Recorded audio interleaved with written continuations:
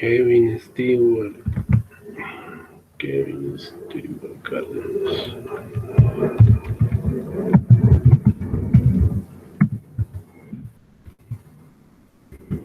Kevin Stewart.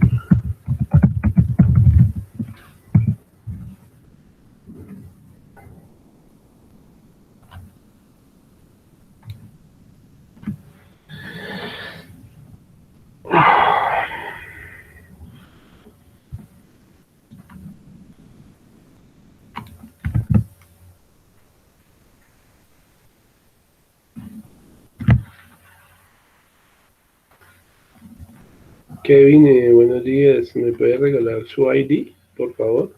Su ID Buenos de... días, profe. Buenos días. 69-2654. Listo.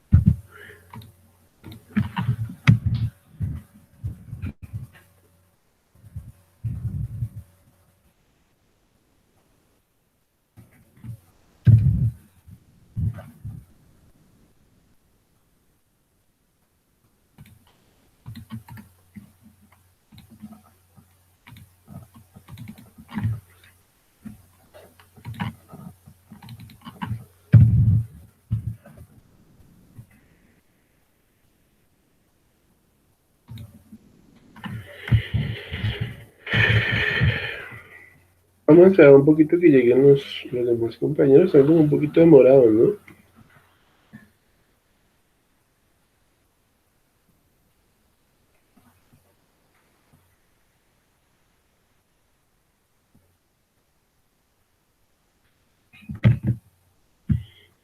El vocero de el representante de este grupo es César. Bueno, César no ha llegado tampoco.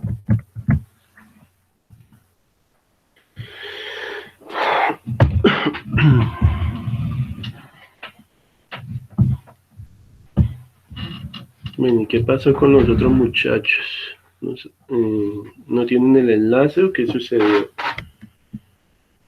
Porque yo les di el enlace ayer. Yo les comparto el enlace y me hacen el favor y se lo envían por WhatsApp también.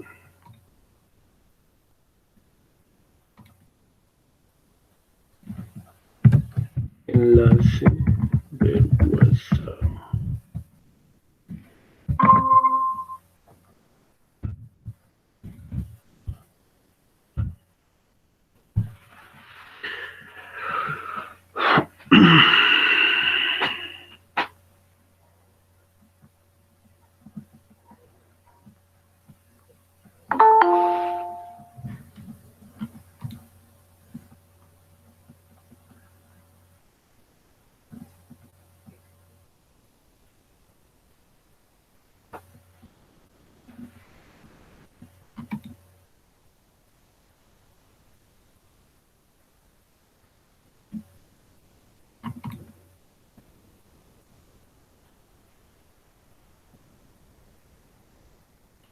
Muy buenos días muchachos, ¿cómo están? ¿Cómo les ha ido? O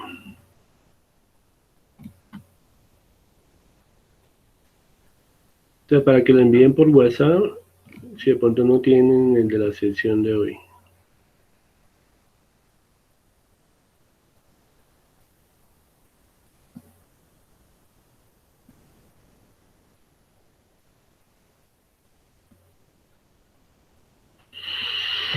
Bueno, vamos a mirar quién más llegó para ponerlo en la asistencia.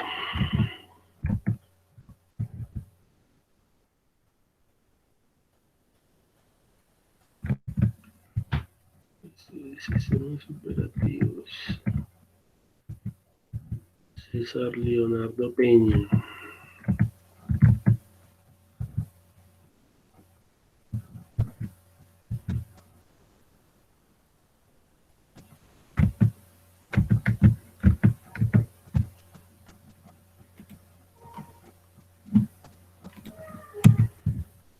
César está. Brian Alexander Solarte está.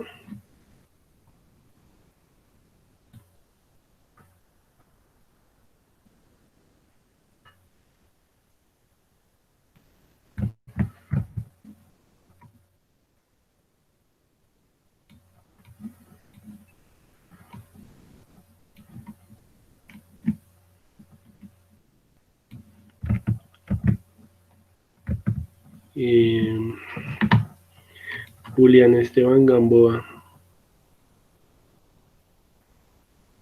Presente, profe. Juan David Gordillo. Julián David. ¿Sí está Gordillo? Sí, señor. Julián, no me ha mandado los grupos, Julián. Y aquí están, aquí les estoy puyando para que me los pasen. Ah, bueno, listo. John Harold Lugo. ¿No está? John Harold. Edson Leandro.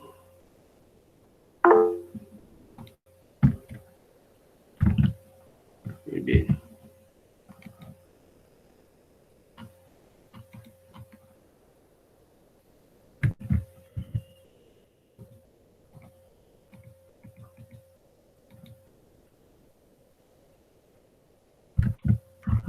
Profe, con respecto a esta clase, los muchachos tampoco me han enviado nada de los grupos. Si me pueden colaborar con eso. ¿Quién no le ha enviado? Ninguno de los muchachos. Profe, es que, bueno, pues digamos, lo digo en mi caso, es que nosotros estamos hablando con los compañeros, no nos hemos puesto de acuerdo aún, porque pues como los grupos son máximo de 3, entonces nosotros somos 5, estamos mirando cómo distribuirnos. Por eso, pues, pero ya estamos hablando de eso. O sea, por eso, pues, por mi lado, pues, digamos, por eso no lo he enviado.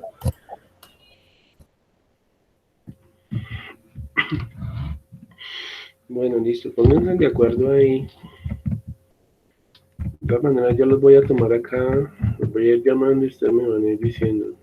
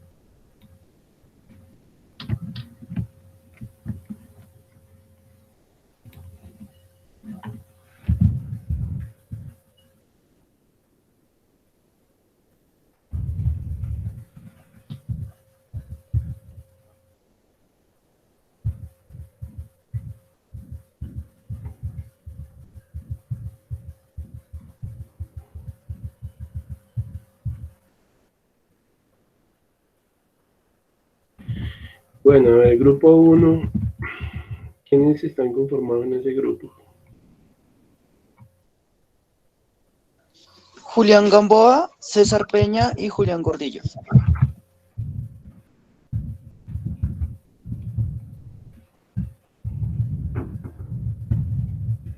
Mi grupo 2.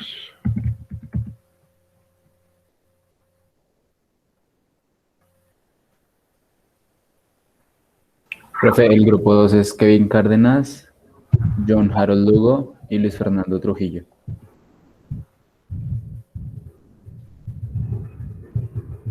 ¿Y quién?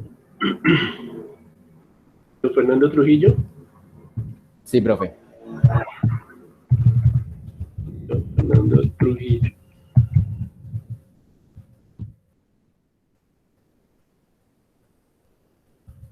Grupo 3, ¿quién es?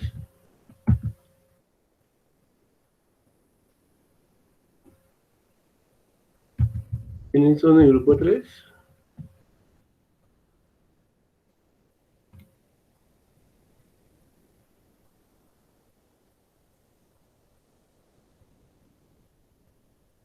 ¿No hay más grupos? Somos unos 6, pero en la ficha hay como 8. Sí, hay 8. Faltarían 2.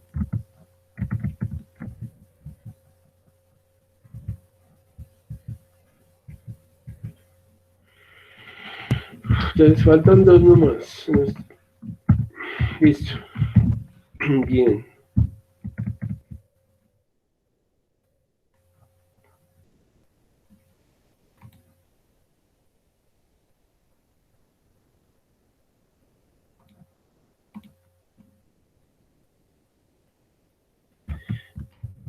Bueno, muchachos, vamos a continuar explicando entonces la actividad del día de ayer. Yo les había dicho que se leyeran en la semana 1 un archivo PDF que está acá. Este archivo dice introducción a los sistemas operativos. Si quieren pueden abrirlo también. Vayan abriendo la plataforma, por favor.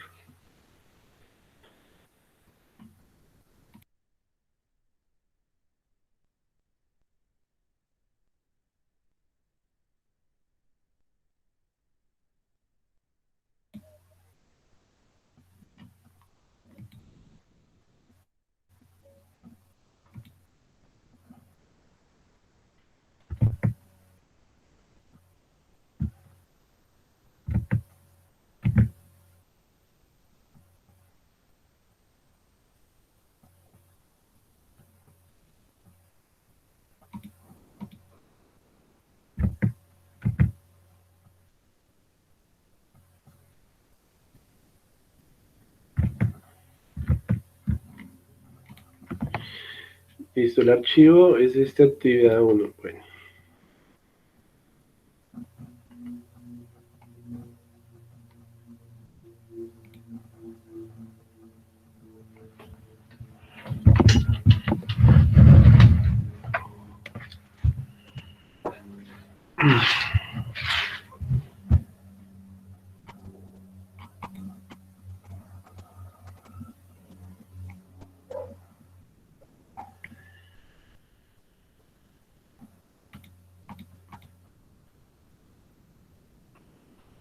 Bueno, empecemos con el concepto y la definición de un sistema operativo.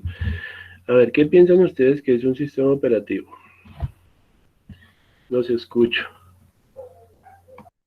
Pues me imagino que es la pieza de software encargada de administrar todos los recursos físicos del computador, ya sea hardware, sí, el hardware, prácticamente, mediante, mediante sistemas como por ejemplo lo son el kernel, el cual este se encuentra encargado de distribuir los recursos que necesita cada programa. O sea, el kernel se encuentra, es encargado de distribuir la carga que se le otorga al procesador y la memoria RAM. Es como que el intermediario entre lo que es el programa en cuestión y el hardware que va a correr dicho programa.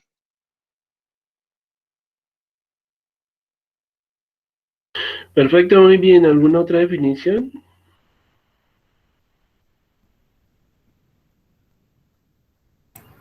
Profe, pues el sistema operativo es como la base principal de un sistema, digamos, es todo el conjunto de programas y aplicaciones que pues permiten la administración y configuración correcta del dispositivo. Correcto, muy bien. ¿Qué otra definición?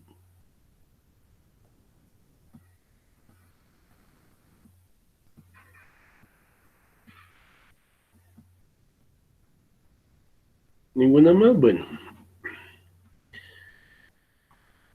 Bueno, listo. Sí, ustedes han dicho muchas cosas importantes ya. El sistema operativo es el programa principal del ordenador, ¿sí? Sin el sistema operativo instalado no podemos hacer nada. Ustedes saben que en una computadora instalan varias aplicaciones, pero el software principal es lo que nosotros llamamos el sistema operativo, que puede ser Windows, puede ser Linux, puede ser una versión para Mac. El sistema operativo tiene como función controlar todo lo que es el hardware de la máquina, los periféricos de entrada y salida, Los programas secundarios es lo primero que se debe instalar. Cuando se instala el sistema operativo, generalmente se hace un formateo del disco duro y se borra toda la información que está en él. Entonces, es muy importante tener en claro eso. Lo mismo pasa en un dispositivo móvil, en un celular. Lo primero que se debe instalar es Android, ¿no? Y después vienen las otras aplicaciones. Entonces, por ejemplo, si usted tiene, si usted instala un programa adicional, ese programa va a ser hijo de ese sistema operativo. Y en ese sentido, entonces, pues usted tendrá que solicitar uso de memoria RAM, o uso de procesador, o uso de memoria caché, o uso, digamos, de cualquier periférico que necesite. Si ese programa da la orden de imprimir, pues entonces es el sistema operativo quien enviará, digamos, aquella petición al dispositivo de la impresora para que realice ese trabajo. Si es una pantalla de un ordenador, entonces se da la orden, por ejemplo, de imprimir un listado en pantalla de clientes. Entonces, la aplicación lo que hace es enviarle al sistema operativo la orden para poder ver en la pantalla o en el monitor ese listado de clientes.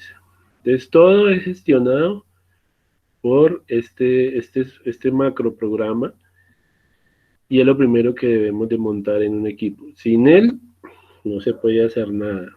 ¿Listo? ¿Cuáles son los periféricos de entrada y salida que tiene el ordenador? Pues, por ejemplo, las unidades de CD, las unidades de DVD, las unidades de Blu-ray. Esto es un periférico de entrada y salida, porque de él podemos, de una unidad óptica, podemos leer información, pero también podemos escribir. Si ese disco es reescribible, podemos escribir información en él. Aquí tenemos también que el sistema operativo es capaz de controlar, por ejemplo, un escáner o una impresora. Esos son periféricos de entrada y salida.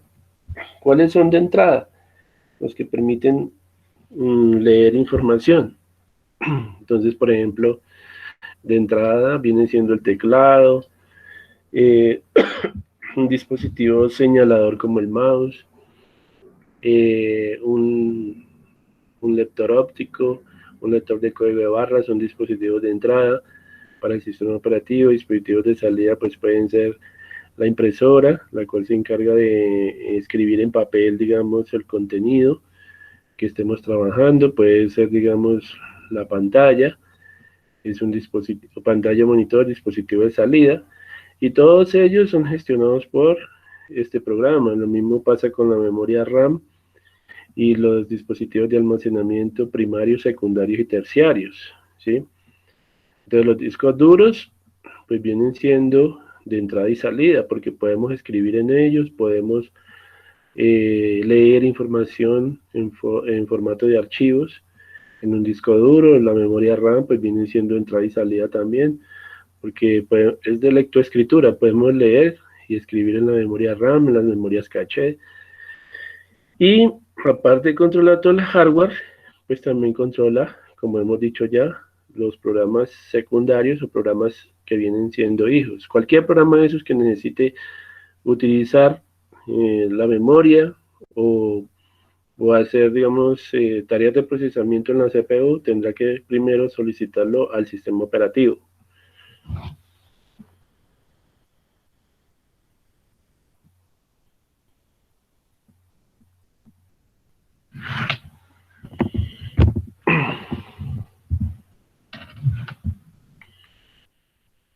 Bueno, existen diferentes definiciones para sistema operativo.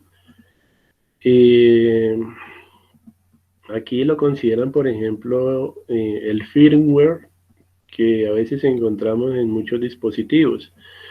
Si usted compra, por decir algo, una memoria RAM Eso viene con algo que se llama el firmware.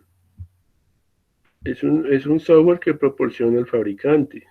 Si usted compra una tarjeta de sonido, una tarjeta de video, un teclado, lo que sea, eso tiene un firmware, ¿ya?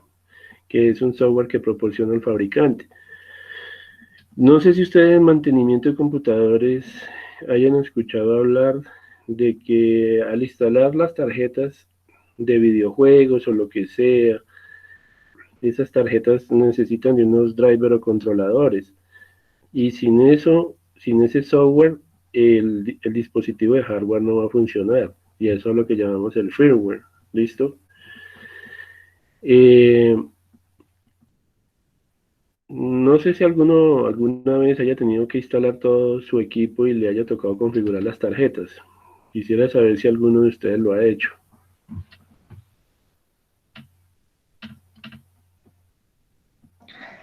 Pues yo por mi parte, sí tuve que instalar una vez una tarjeta de video a un computador.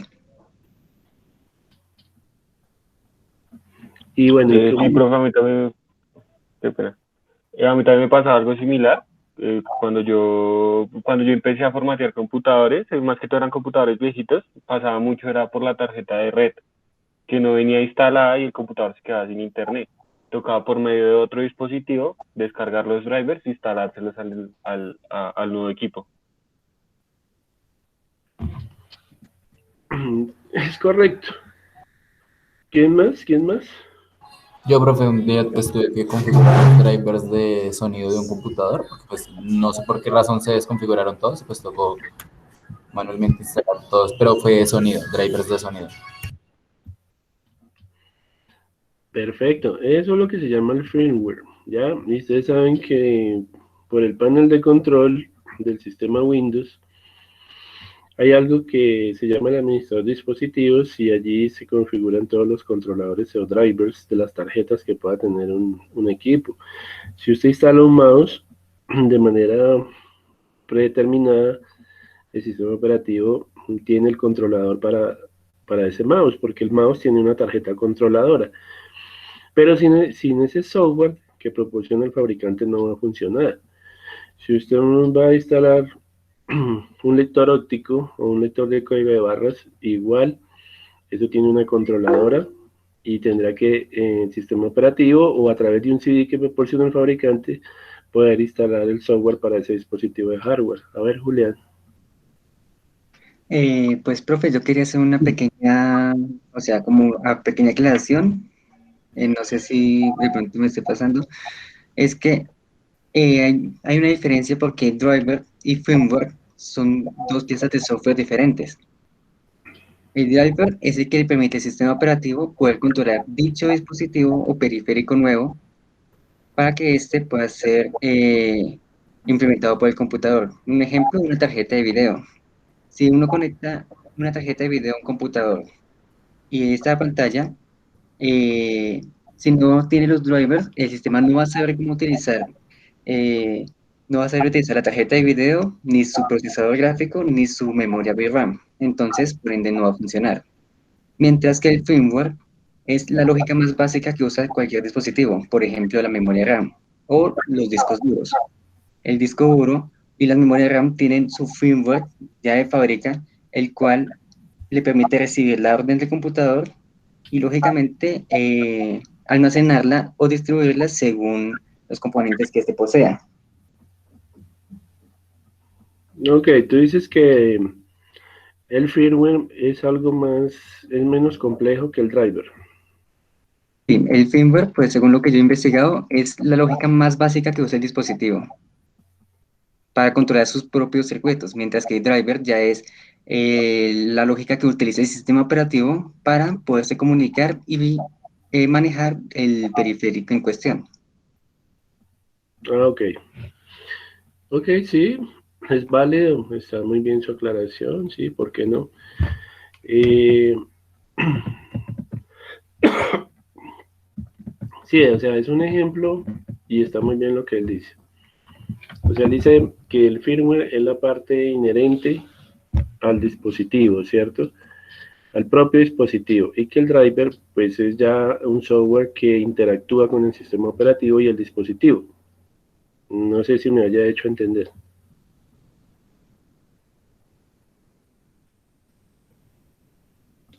Sí, señor, sí se entendió. Correcto, listo. Entonces, lo que yo les decía, todo fabricante debe proporcionar un firmware. Si usted consigue, digamos, una memoria ROM, esa memoria ROM viene, digamos, programada de fábrica. Y a eso es lo que se le llama el firmware, ¿ya? Que sí, digamos, hay dispositivos de más complejidad. Sí, claro, lo que dice Julián, exacto. El firmware es la BIOS de una placa base, correcto. En otras palabras, el AMI BIOS, ¿no? Lo que llaman el AMI BIOS, lo utilizamos para lo que es la memoria ROM, que es una memoria de solo lectura de la máquina, ¿no? Entonces, el AMI BIOS, pues es el chip, es un chip de solo lectura, ¿no? Y viene ya programado de fábrica. A veces la memoria ROM es reprogramable, pero eso lo hace una persona con conocimientos ya avanzados en electrónica, ¿ya? Yo creo que ya se ha entendido el concepto de firmware y el concepto de driver, ¿no?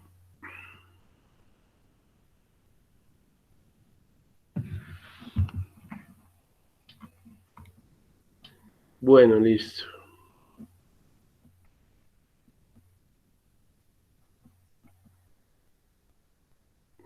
Bueno, ya hablamos de esa modalidad de lo que es el software. Eh, Dice que el hardware proporciona una capacidad bruta de cómputo. Los sistemas operativos ponen dicha capacidad de cómputo al alcance de los usuarios y administran cuidadosamente el hardware para lograr un buen rendimiento. Listo, muy bien. Esto pues yo no lo voy a explicar tan detalladamente porque pues ustedes tienen que, digamos, investigar, leerlo y ampliar la información porque al final van a encontrar una serie de preguntas.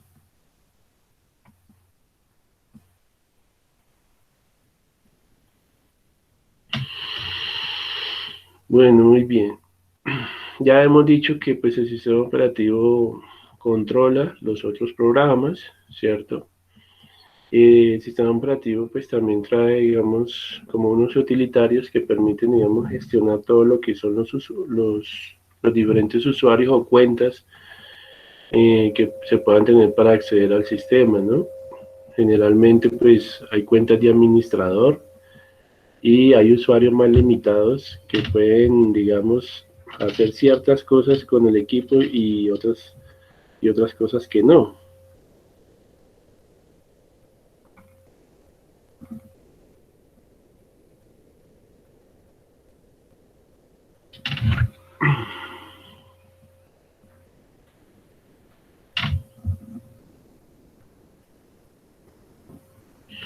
Bueno, acá nos dice que el sistema operativo se encuentra almacenado en una memoria secundaria.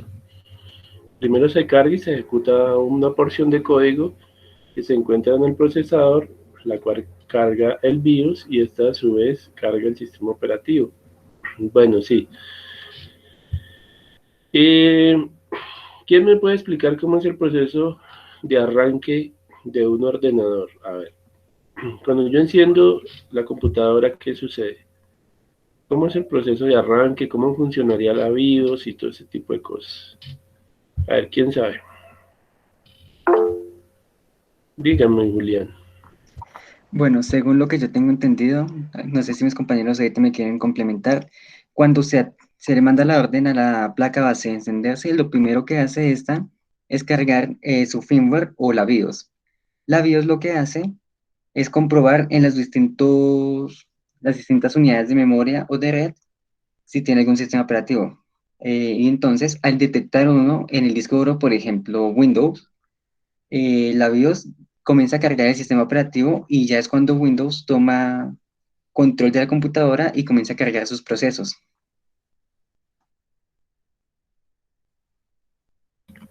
Ok, ¿alguien más?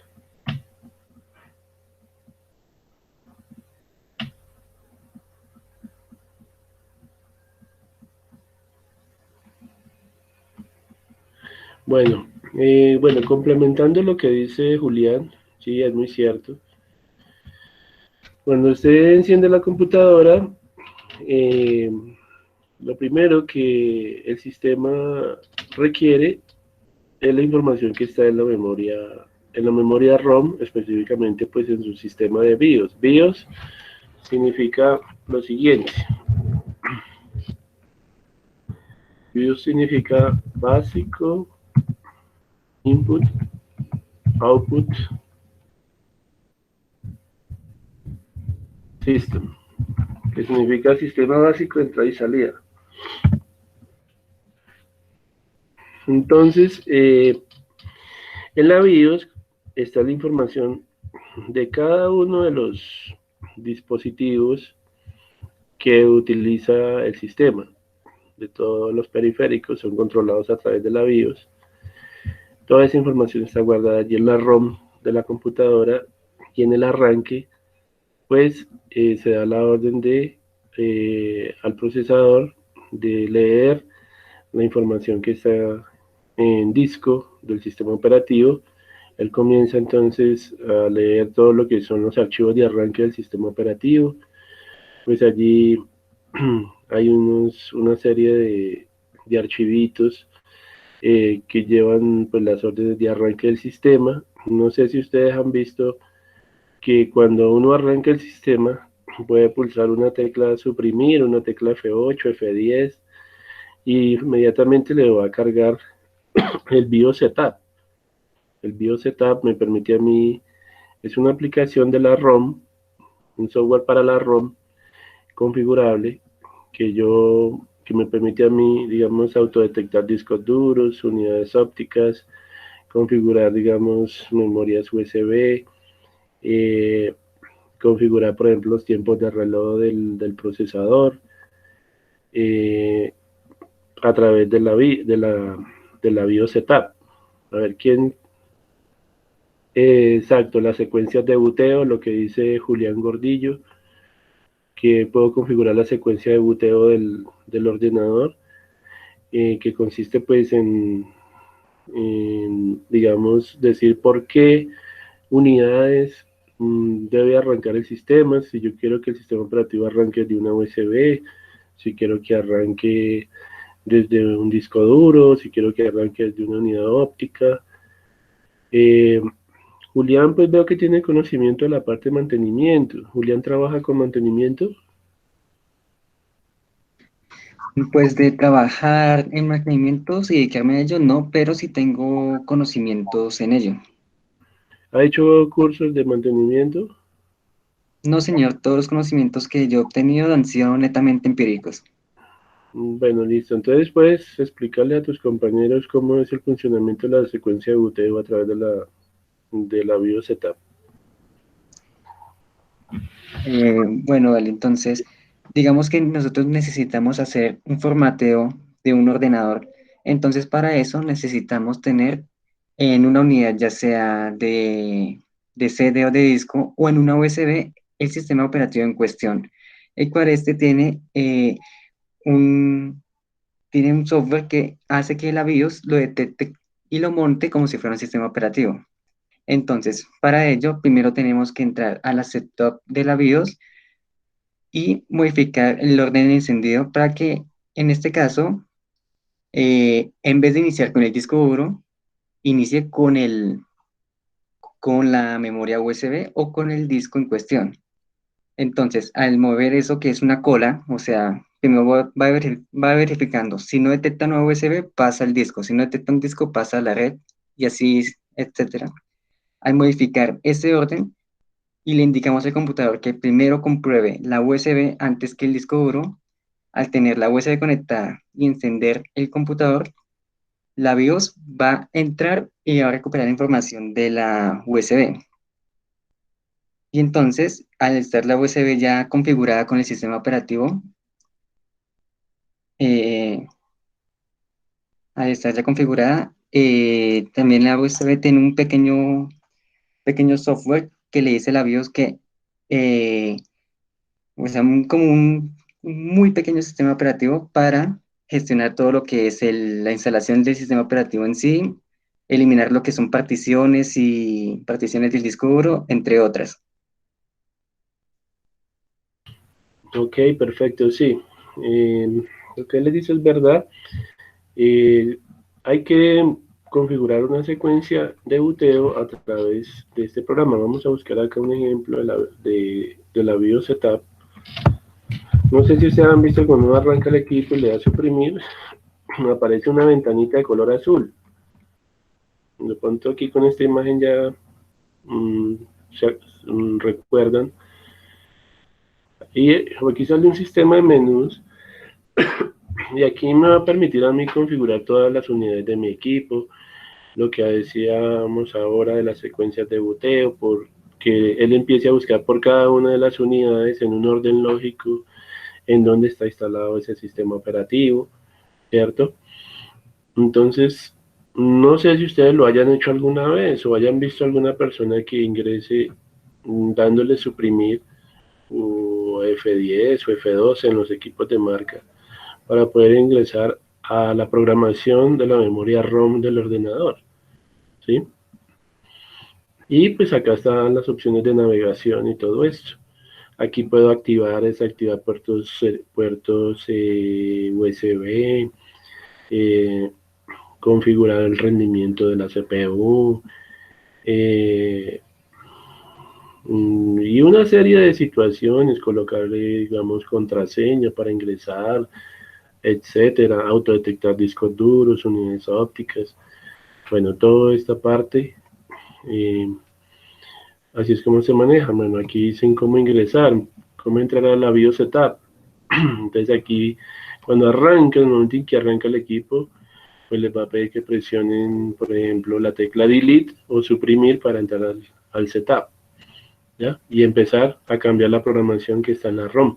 Por eso cuando arranca el sistema operativo, lo primero que, cuando arranca el sistema, de la primera parte donde se lee la información es de la memoria ROM, o de la Mi BIOS, y ya está programada con la información que tú le has proporcionado aquí en el BIOS Setup para empezar el sistema operativo empiece a iniciar cada uno de los periféricos. Esto pues son principios de mantenimiento. ¿Ya? Y muy importante que ustedes... Bueno, chicos, entonces sigamos mirando a ver qué más nos dice el material. Entonces, ya tienen bien claro eso, ¿no? Yo enciendo el computador o reinicio el computador. Lo primero que busca es la programación de la BIOS y empieza entonces el sistema a funcionar. Empieza a cargar el sistema como tal. Entonces, pues acá el sistema operativo tiene ciertas características, o sea, como son la conveniencia, como son la eficiencia en el manejo de los recursos, la habilidad para evolucionar, o sea que el sistema debe permitir una evolución para agregar nuevas funciones sin, digamos, alterar los servicios que ya están instalados. Pues habilidad por evolucionar pues sería que el sistema operativo debe permitir hacer actualizaciones, por ejemplo. No sé si ustedes recuerdan que en Windows se manejaban los Service Pack hace un tiempo, en Windows 8, Windows 10, Windows 7.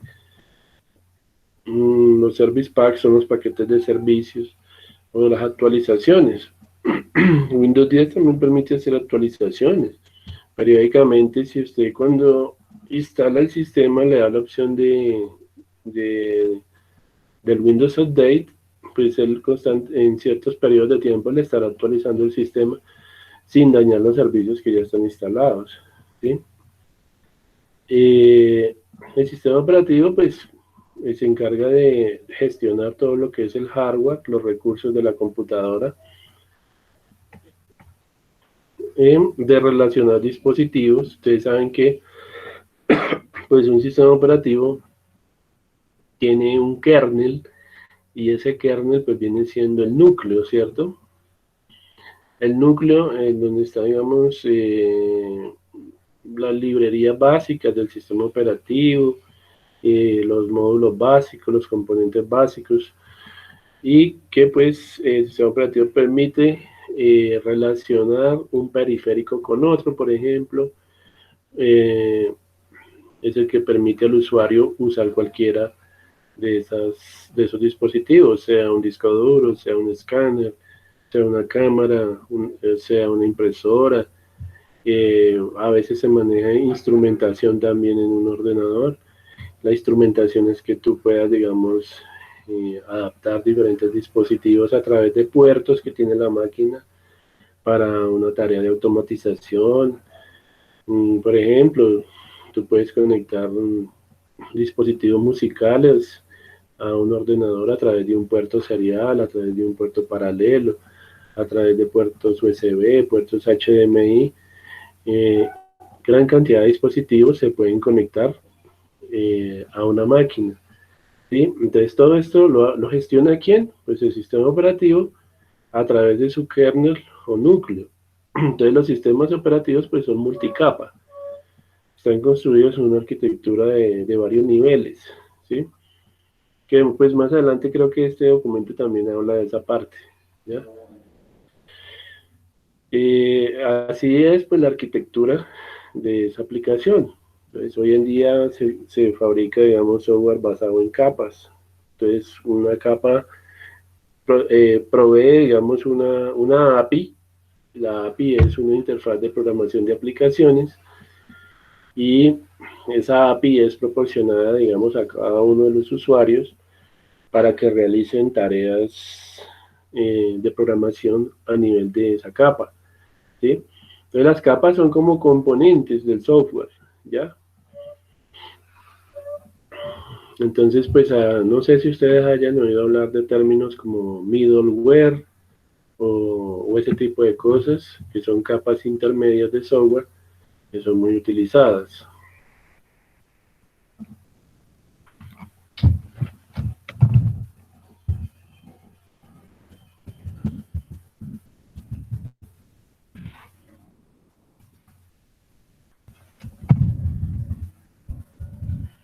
El middleware se utiliza mucho en la programación, por ejemplo, en sistemas del lenguaje como C#.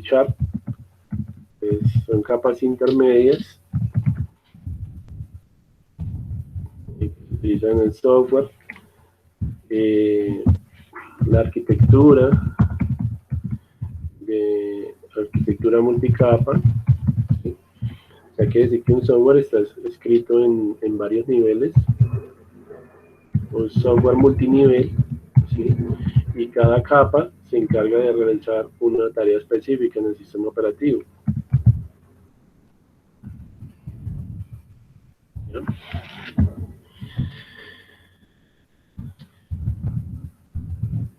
Cada capa tendrá una funcionalidad específica. ¿Listo? Bueno, entonces el sistema operativo también permite la comunicación en red, ¿no? Ustedes saben que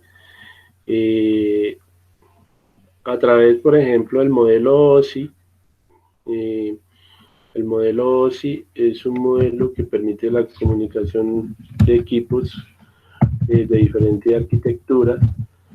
El modelo OSI es proporcionado a través del protocolo TCP/IP de la máquina para permitir la intercomunicación de esos ordenadores, ¿no? Entonces, la comunicación en red es posible a través del protocolo TCP/IP. ¿Listo? Aunque existen otros protocolos también. Entonces, hay tareas de red y hay sistemas operativos que están especializados para trabajar en red, ¿sí? por ejemplo, el caso de los Windows Server, el caso de Linux, son muy ricos en la parte, son sistemas operativos diseñados para trabajar en red, los sistemas Mac, etcétera, sistemas que ahorita vamos a ver cuáles son y que permiten, digamos, un mejor rendimiento cuando se está trabajando en red. Hay aplicaciones, digamos, el Windows Client o Windows Cliente que nosotros manejamos comúnmente, el que nos instalan en nuestros portátiles, en nuestras máquinas de escritorio, pues sí manejan algunas cuestiones de red, ¿sí? Pero no son tan especializados como otros Windows. O sea, para la parte de redes son más bien malitos, la parte de seguridad no es tan buena, tienen muchos agujeros potenciales de seguridad, ¿sí? Cualquier hacker que invada nuestro ordenador pues puede hacer mucho daño, pero si usted necesita un Windows ya digamos corporativo, un Windows de más alto nivel, pues usted va a comprar es un Windows Server 2020, 2019, 2016, que ya viene con toda la parte de seguridad y la parte de redes, y son unas versiones de Windows mucho más fuertes, lo mismo pasa en Linux, ¿ya?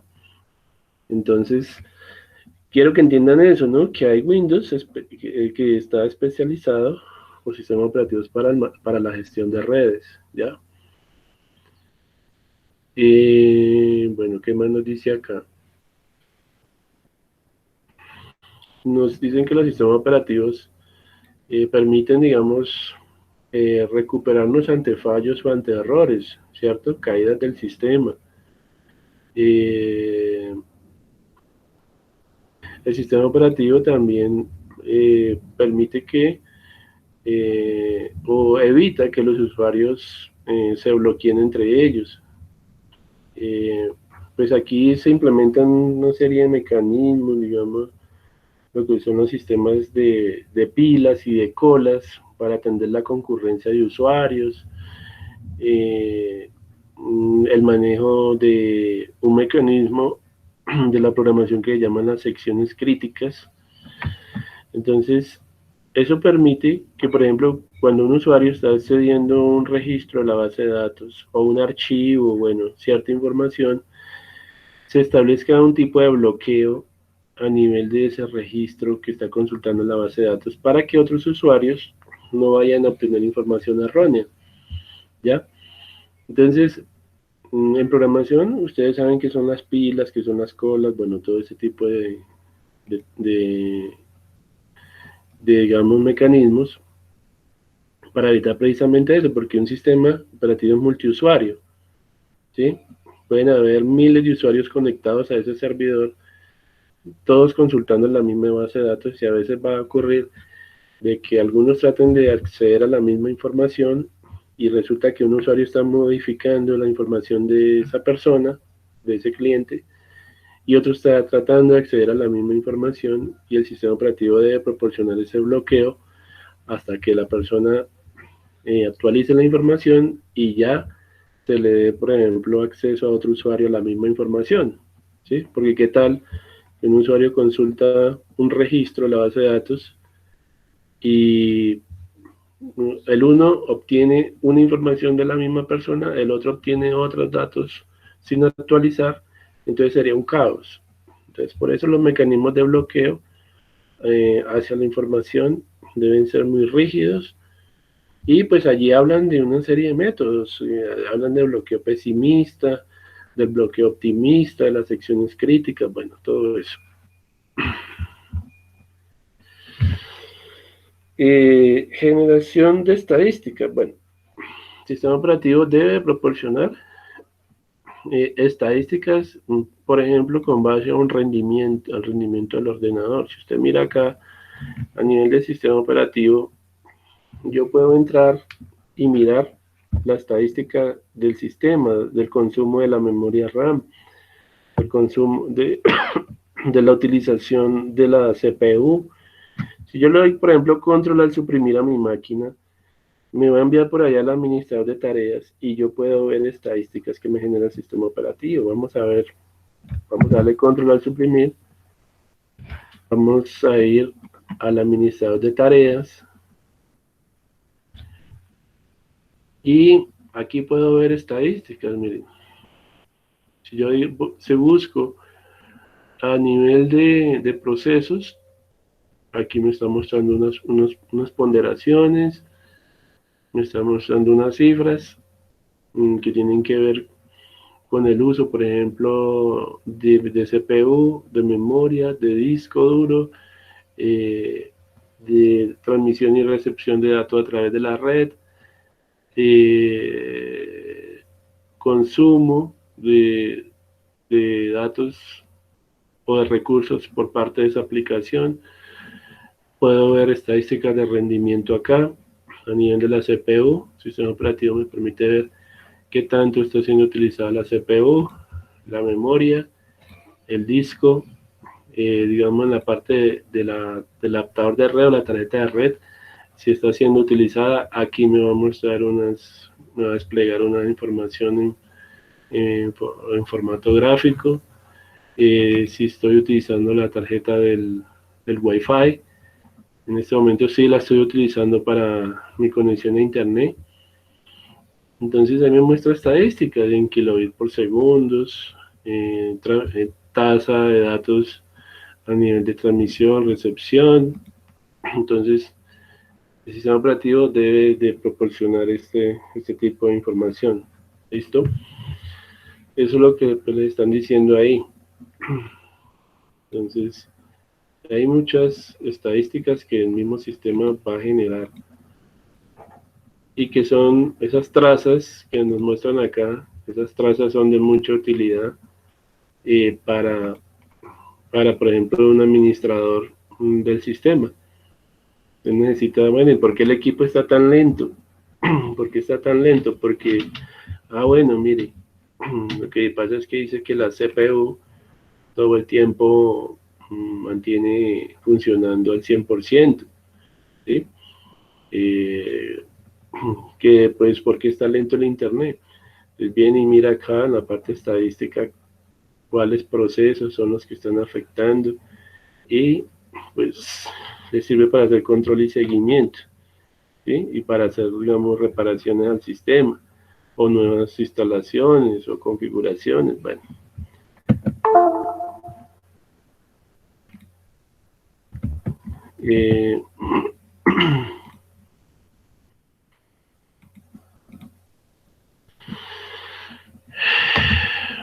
Entonces dice que el sistema operativo permite compartir hardware y datos entre usuarios.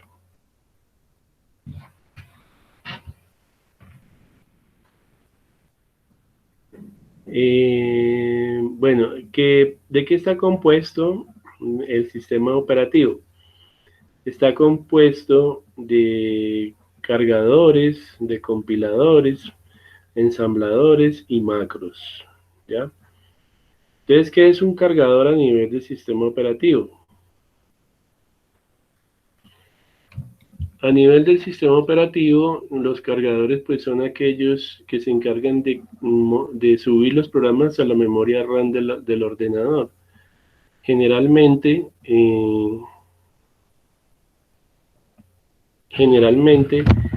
nosotros, la información y los programas están instalados en un disco duro. Independiente si el disco duro está particionado o no, porque ustedes saben que los discos duros, yo puedo utilizarlos plenos o puedo hacer particionamientos en ellos. Si yo tengo un disco de 1 TB, por ejemplo, yo lo puedo dejar con una sola unidad, que llame la unidad C, pero yo también lo puedo particionar en el momento de la instalación del sistema operativo. Yo puedo decirle, no, mire, ese terabyte de información, esa capacidad que tengo ahí, divídamela en 2 o 3 unidades más. Es como coger la torta, que es el disco duro, y partirla en 3 secciones y crear, por ejemplo, la primera partición, que es la unidad C, utilizarla para instalar el sistema operativo. La unidad D, por ejemplo, la puedo utilizar para colocar instaladores de programas. Y la unidad E la podría utilizar para guardar drivers, ¿sí? Y cosas así por el estilo. Entonces, toda esa información que yo instalo en el disco duro queda allí, pero el sistema operativo, cuando necesita ejecutar, por ejemplo, un programa, él lo carga en la memoria RAM, ¿sí? En la memoria RAM, los datos son subidos, los archivos, los programas se cargan en la memoria RAM, que es una memoria auxiliar, es una memoria que es digamos, de lectura y escritura. La memoria RAM es una memoria volátil y es donde el computador hace todo su trabajo. Él no trabaja directamente en el disco duro, él lo tiene que hacer en la memoria RAM, ¿sí? ¿Por qué? Porque si el procesador, si la CPU hiciera los cambios, las modificaciones directamente en disco duro, pues no habría forma de recuperar esa información, ¿sí? Se podría dañar y no habría un respaldo. Por lo tanto, es necesario que se tenga una memoria auxiliar, una memoria no volátil, una memoria volátil como la RAM, para poder hacer allí las modificaciones a los archivos, y una vez se tienen listos los cambios, son bajados a disco duro. Entonces se dice que cuando la información está en disco duro, los datos están swapeados, ¿sí? Pero cuando la información es subida a la memoria RAM para hacer cambios, entonces dicen que los datos están cacheados, ¿ya? Entonces, eso es un concepto de sistema operativo muy importante. Entonces, aquí yo lo voy a colocar. Entonces, cuando hacemos swapping, entonces, datos swapeados, pues la información está en disco duro, pero cuando hacemos caching, o sea, datos cacheados, es cuando la CPU sube los datos ¿a dónde? A la memoria RAM. ¿Listo? Y tengo los compiladores. Entonces, los compiladores son también unos programas que se encargan de manejar todo lo que son los niveles de compilación. O sea, el compilador lo que hace es traducir lo que nosotros escribimos en lenguaje humano en la computadora a unos y ceros. Es un traductor, ¿ya? Usted sabe que la computadora trabaja con corrientes eléctricas, ¿cierto? Por lo tanto, un 1 para la máquina puede ser un voltaje de 1,5 voltios, un 0 puede ser un voltaje de 0,5 voltios, ¿sí? Una señal de 0,5 voltios. Por lo tanto, el sistema binario es lo que maneja en la computadora, ¿sí? Ustedes vieron sistemas numéricos, ustedes vieron sistema decimal, vieron sistema hexagesimal, que es un alfabeto de 16 símbolos, vieron sistema octal, que es un alfabeto de 7 símbolos, números del 0 al 7, y sistema binario, que tiene solo 2 símbolos, 0 y 1. Entonces, usted, por ejemplo, está escribiendo una carta en Microsoft Word, pero lo está escribiendo en lenguaje humano, pero para la máquina, ella necesita utilizar un compilador para que transforme esos símbolos o caracteres en unos y ceros, ¿ya? Y eso lo hace a través del compilador. El sistema operativo tiene algo que llaman máquinas virtuales, que son los mismos compiladores, ¿ya? Y hace la traducción de todo lo que nosotros escribimos en nuestro lenguaje y lo pasa a un bajo nivel. Asimismo, pues habrán ensambladores, programas que se encargan de ensamblar archivos, desensamblar archivos, codificar, decodificar la información, bueno. También tiene enlazadores, bueno, y una serie de cosas, macros, esos son los componentes que puede tener. Entonces, ustedes saben qué es una macro, porque ustedes han trabajado, por ejemplo, en Excel y entienden qué es una macro. A ver, ¿quién me puede decir qué es una macro?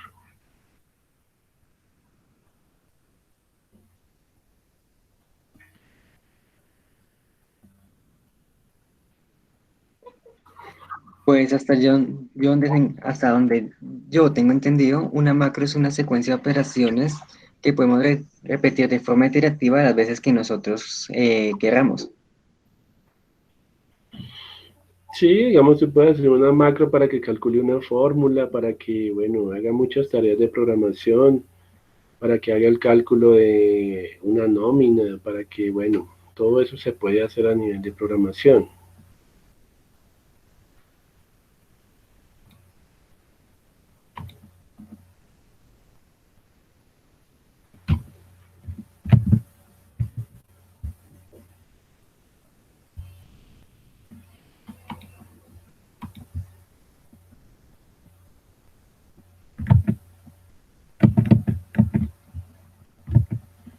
Bueno, listo. Entonces, aquí pueden ver que, pues, todas las categorías de software que se pueden manejar. Entonces, en el sistema operativo, pues, en el software de base podemos ver acá que tenemos ya lo que son los compiladores, las macros, los ensambladores, los cargadores que utiliza el sistema. Podemos ver software de aplicación que puede ser instalado.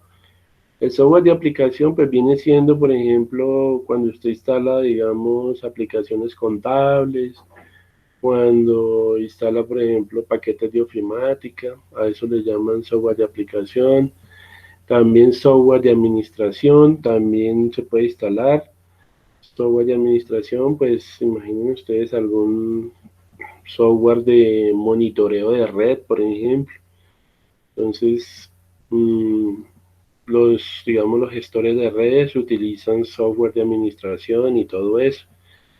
Aquí tenemos software de entretenimiento e interactivo también. Entonces, videojuegos, todo ese tipo de cosas se pueden instalar, ¿cierto? Software interactivo.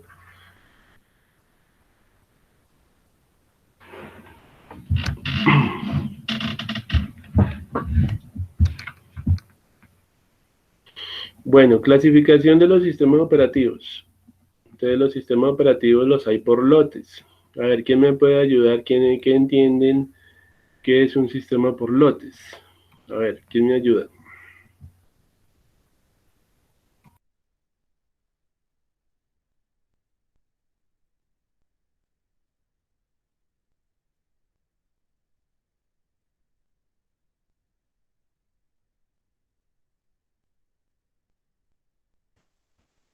Bueno, listo. Entonces, un sistema por lotes es cuando en un archivo, por ejemplo, usted puede configurar varias tareas para que las realice el sistema operativo. Entonces, eso es lo que llamamos un batch. Es un sistema por lotes o un archivo por lotes.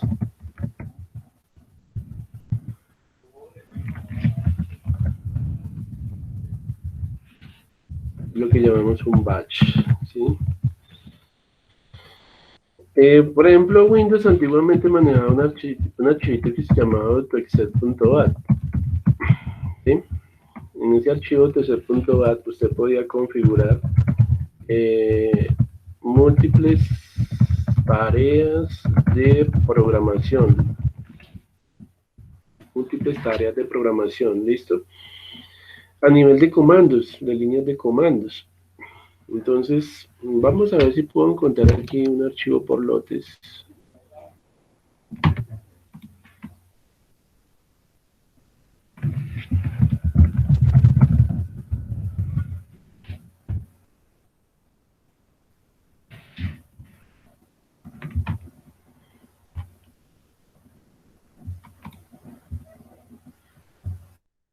Entonces el archivo por lotes pues trae una serie de comandos.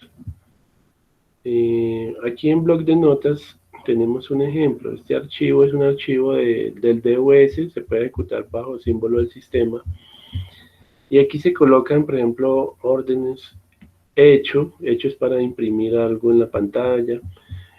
Una orden de start, que es ejecutar un archivo con su aplicación por defecto. mkdir, para crear o remover directorios, delete para borrar archivos, órdenes copy para copiar archivos, xcopy para borrar y copiar archivos. Estos son comandos del DOS que se pueden, digamos, colocar dentro de un archivo por lotes, ¿ya? Entonces, usted puede configurar, por ejemplo, todo lo que es el arranque de su computadora a través de un archivo por lotes, de un batch, ¿ya?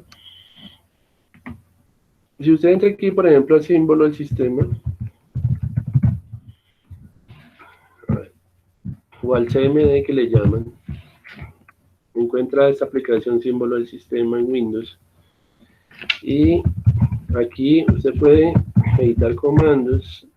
Por ejemplo, mkdir lo que hace es crearle a usted un directorio, una carpeta en la unidad C, en la unidad de disco duro. Entonces aquí dice usted, bueno, créeme una carpeta que se llame Julián, ¿sí?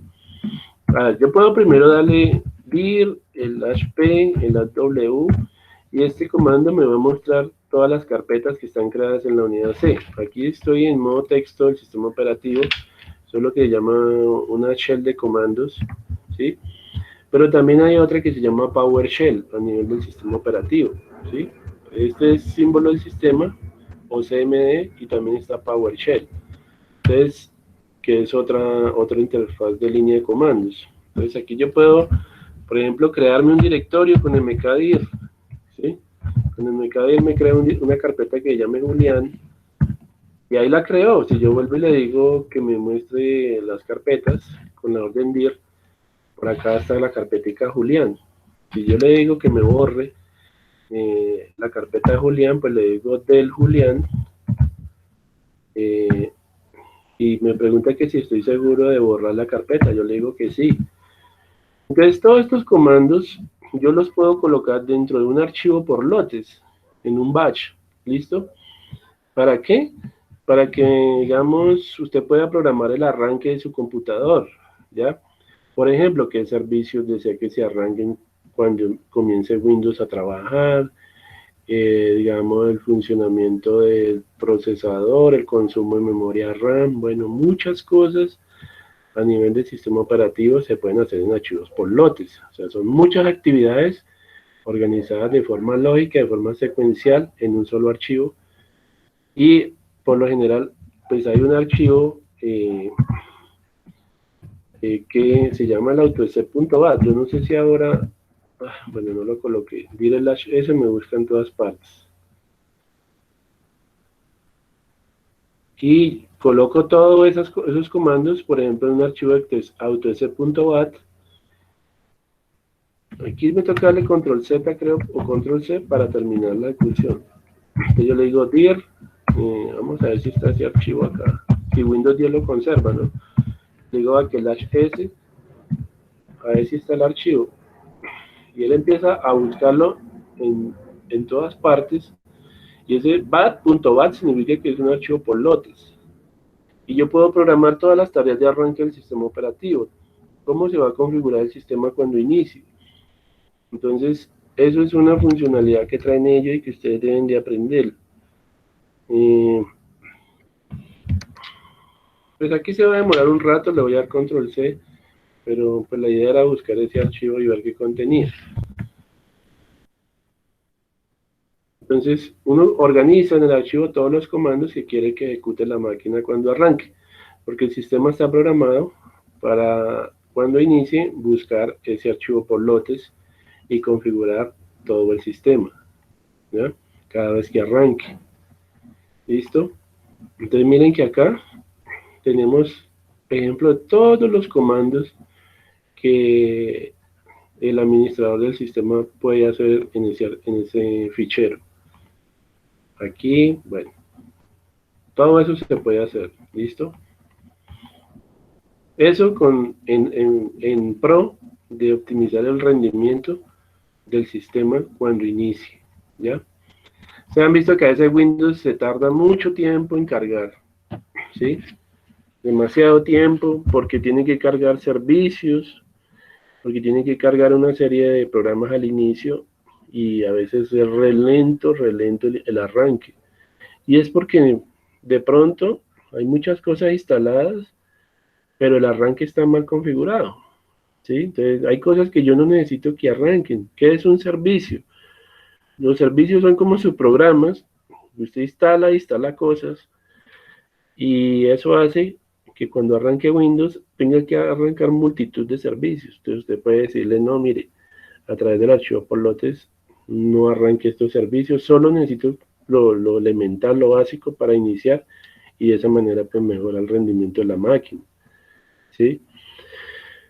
¿Usted qué puede programar en un archivo por lotes? Usted puede programar, bueno, yo necesito que haga defragmentación del disco duro a tales horas. Entonces yo puedo programar eso. Quiero que me genere una alarma a tales horas, el sistema. Puedo programar eso a través de un archivo, ¿sí? O sea, muchas tareas pueden ser concebidas y programadas de esa manera.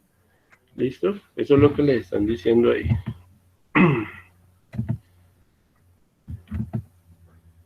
Bueno, creo que PowerShell no lo encontré. Bueno, para salir aquí uno le da exit.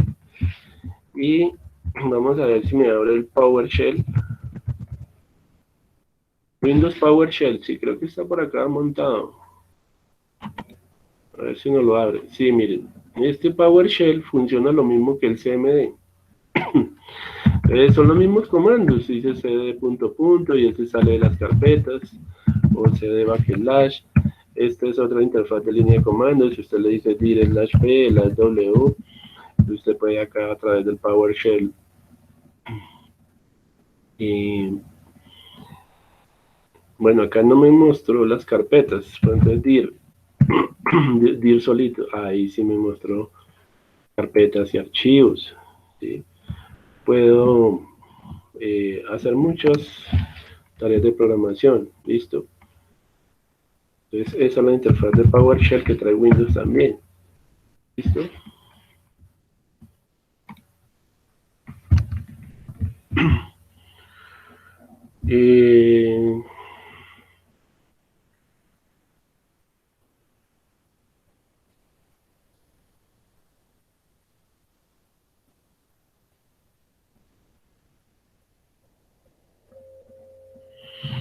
Bueno, aquí pues ya le expliqué cómo son los sistemas por lotes.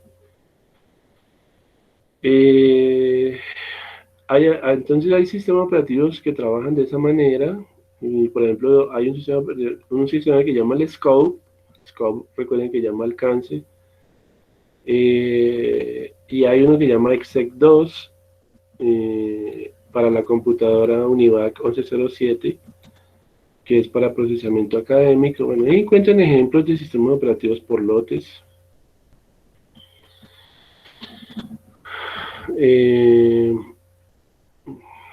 Pues bueno, esto lo dejo para que ustedes lo sigan leyendo ahí.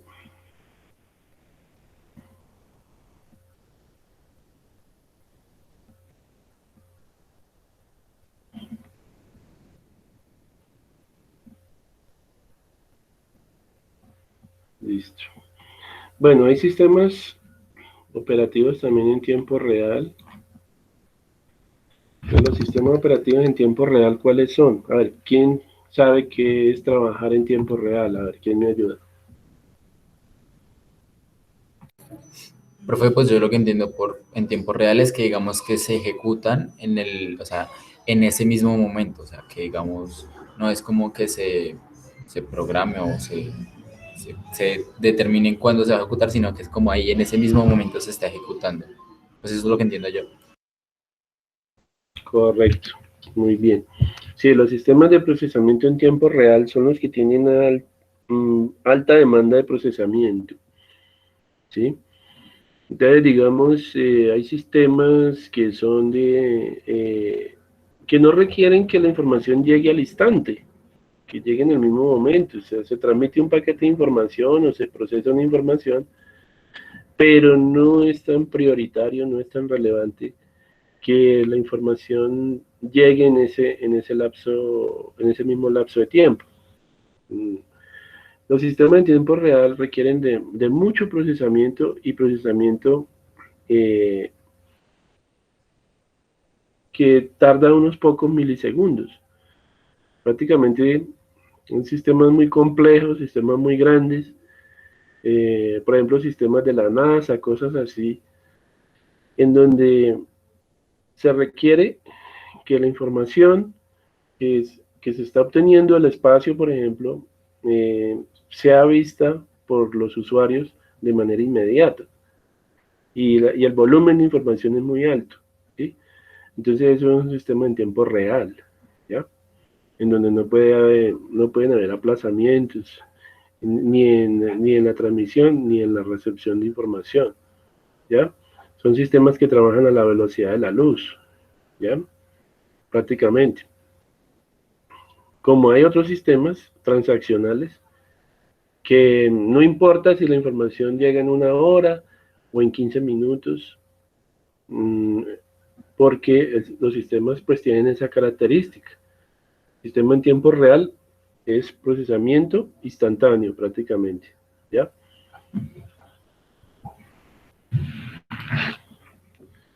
Y no encontramos, tampoco tenemos que ir tan lejos para, digamos, tener un sistema en tiempo real. O sea, no necesariamente tenemos que ir hasta la NASA para poder encontrar uno. Los sistemas de televisión funcionan en tiempo real, los sistemas de radio funcionan en tiempo real. Y hay sistemas transaccionales que funcionan en tiempo real, ¿sí? Si usted tiene, por ejemplo, sensores acoplados a un volcán, a un sensor vulcanológico, para, digamos, un estudio geográfico, un estudio vulcanológico, pues estos sensores en un volcán están generando lecturas e inmediatamente están siendo enviados al centro vulcanológico, ¿sí? De tal manera que, digamos, el geógrafo, las personas están leyendo información de manera instantánea, que proviene de unos sensores que están acoplados a un volcán, ¿sí? Entonces, no es necesario ir hasta la NASA para encontrar un sistema en tiempo real, ¿listo?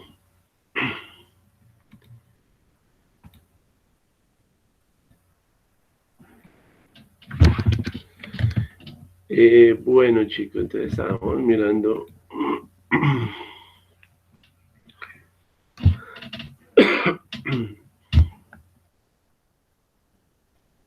A ver.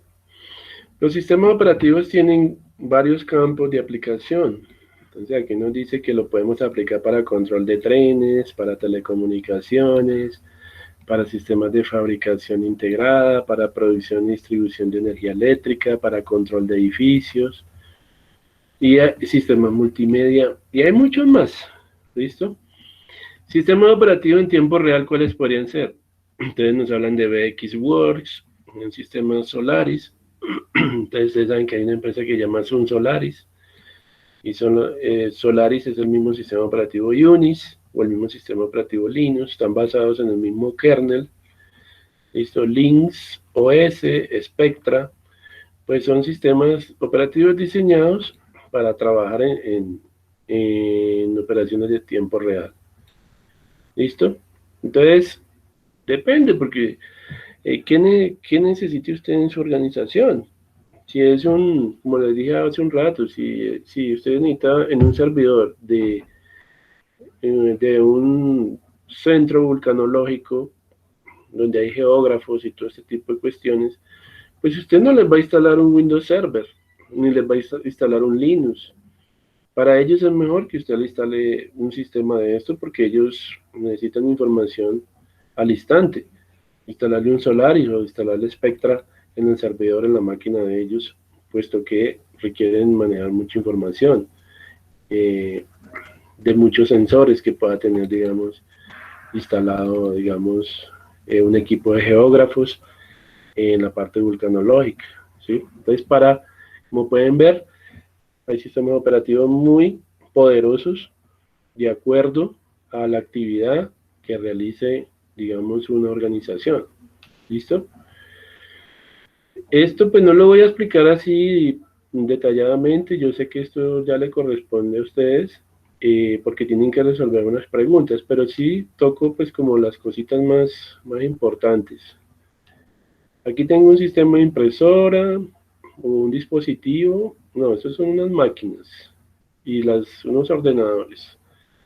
Aquí tenemos la parte sensorial, ¿ves? Y aquí tenemos los sistemas de control y el sistema que se está controlando. Entonces esto puede, como les decía, que se está controlando con la parte sensórica. Se está controlando, por ejemplo, un volcán, se está controlando, se le está haciendo el control y seguimiento, por ejemplo, un sistema de calderas, etcétera. Entonces, esto pues son cosas que los sistemas operativos nos permiten optimizar. Entonces hay sistemas operativos de multiprogramación o sistemas operativos multitareas. Entonces, ya hablamos del concepto de multiusuario y ahora vamos a hablar de multitarea. Entonces decíamos que el sistema multiusuario cuando permite, digamos, que varios usuarios puedan utilizar la misma máquina, ¿cierto? Antiguamente los sistemas operativos eran monousuario, o sea que solo una persona podía manejar esa máquina. Hoy en día no. Hoy en día se pueden tener diferentes cuentas a nivel del sistema operativo, una para cada usuario, y cada usuario tendrá unos niveles de permiso, de privilegios sobre el sistema. O sea, el sistema como tal está restringido de acuerdo al perfil o el rol de cada usuario. ¿Listo? Y los sistemas multitarea, pues son aquellos que permiten tener varias aplicaciones abiertas al mismo tiempo. Antiguamente sucedía lo mismo. Los sistemas operativos eran monotarea. Monotarea quería decir que no se podía abrir sino un solo programa en ese momento. Hoy en día no es así, porque hoy en día usted puede abrir varias ventanas, varios programas, y cada uno de esos programas está haciendo tareas en paralelo en el sistema operativo. ¿Por qué hay paralelismo? Por lo que explicaba el día de ayer, que existen, digamos, hoy en día procesadores o redes neuronales que son aplicables a la computación. Usted hoy encuentra, digamos, procesadores Core i5, Core i7, Core i8, Core i9, o sea, procesadores que tienen 8 núcleos, 9 núcleos, o sea, que trabajan en paralelo, prácticamente es una red neuronal, ¿ya? Y eso permite que en cada procesador funcionen ciertas aplicaciones y que hayan programas trabajando en paralelo, y eso permite que tengamos sistemas multitarea, ¿ya? Antes no se podía. Los sistemas solo permitían abrir un programita y si quería abrir otro, tenía que cerrarlo para poder abrir el otro programa. ¿Listo? Bueno, creo que esto ya les ha quedado claro. Aquí les dan ejemplos de sistemas operativos multitarea. Unix, Windows 95, Windows 98, que ya están mandados a recoger. Windows NT, que está mandado a recoger también. Está el Mac OS, bueno, eso sí se usa, OS 2. Todos ellos soportan la multitarea. Faltó colocar aquí Unix, Solaris, bueno. Pero esos son algunos ejemplos.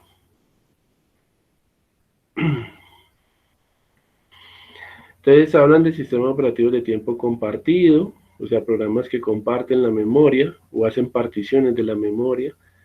Entonces, el sistema operativo para cada programa tiene que crear áreas de memoria. Entonces, si un programa se ejecuta, ese programa, inmediatamente el sistema operativo, ¿el qué hace? Él le asigna un área de memoria para él, asigna recursos para ese programa. Entonces, él lo que hace es segmentar la memoria para cada proceso que está abierto, para cada programa. Ahí puede ver cómo el sistema operativo hace ese particionamiento. Y aquí dan ejemplos de estos sistemas operativos, Multics, OS 360, DEC 10, bueno. Bueno, chicos, ustedes terminan de leer esto porque yo sé que ustedes tienen a las 10:30 otra clase. Ya son las 10:30. Entonces yo los voy a dejar por ahí. Recuerden que al final hay unas preguntas, hay como 20 preguntas de ese archivo para que las solucionen. ¿Listo?